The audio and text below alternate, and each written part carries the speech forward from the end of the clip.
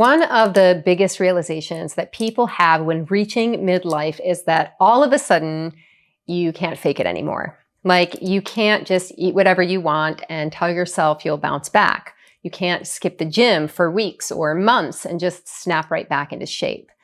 You really start to feel your body and your choices in ways you never did before. And honestly, for most people, this becomes a crisis in more than one way. Hi, I'm Arrabella Schippers, and as someone who's spent over 20 years in fitness and wellness, I've watched this pattern play out hundreds of times. But here's what changed everything for me. Realizing that how we treat our bodies isn't just about health and fitness. It's one of the most profound expressions of our relationship with ourselves. So let me tell you about what I've seen happen to so many people. You reach an age where your self-image starts to shift, and all of a sudden you struggle to figure out what to wear and how to socialize. And you start to feel like you know who you are, but not where you fit anymore. You feel pulled between kind of wanting to be cool and wanting to be comfortable, and start feeling out of place in spaces that once felt like your thing. The gray hairs start to show up. You need more sleep, your body feels sore more often, and then weight gain starts to happen despite doing everything that used to work.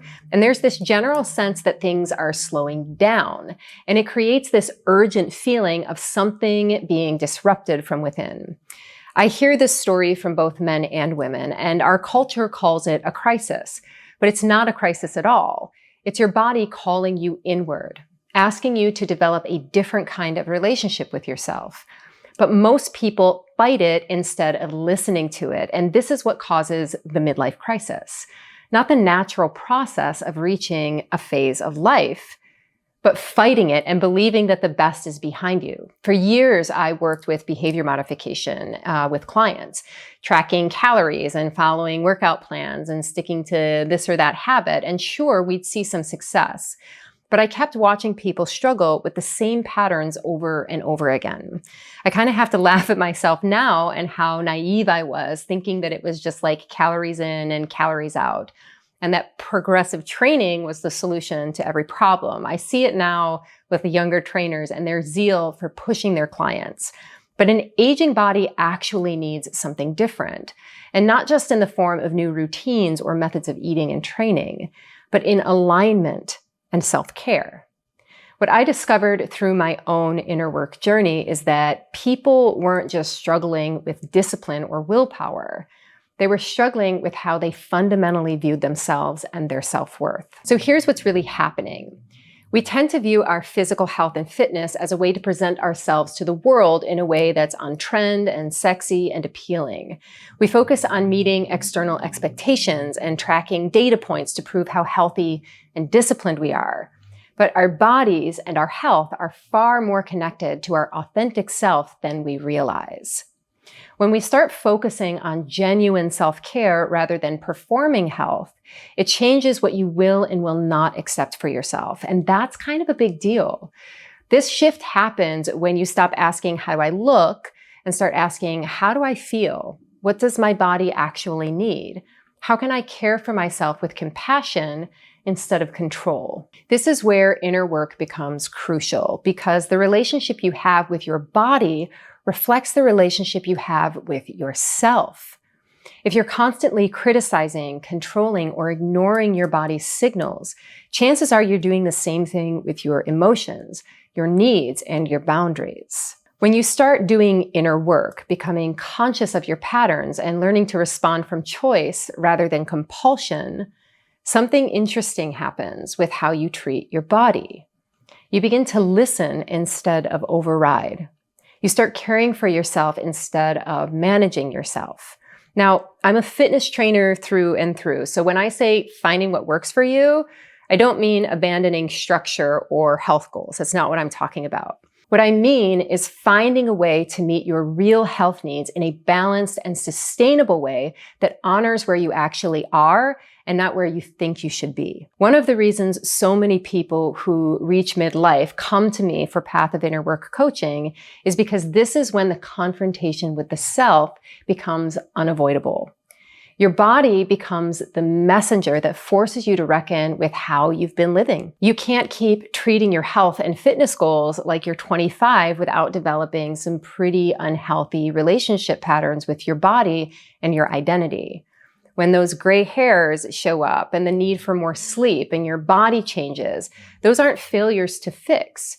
They're invitations to develop wisdom about what it means to care for yourself as you actually are. Embodiment and conscious self-care is a big part of Path of Inner Work because it's a big part of life and being human. This means using movement that feels good in your body and not just movement that burns the most calories.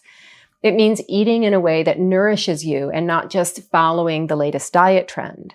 And it means rest that actually restores you and not just collapsing from exhaustion. This approach helps you develop what I call the ARVAmethod framework, finding space for exercise that works for your actual life, rest and recovery that meets your real needs, and nutrition that serves your body's requirements and aligns with your values rather than external expectations. So when you approach your body in this way, you're not just changing your health habits. You're practicing a different way of being with yourself. You're learning to be present, compassionate, and responsive to your actual experiences rather than trying to force yourself into someone else's idea of what health should look like. Your body has been trying to teach you something all along. And those signals you've been overriding, the tiredness that you've been pushing through, the cravings that you've been fighting, they're not weaknesses to overcome. They're information to listen to. And this doesn't mean giving up on health or movement or taking care of yourself.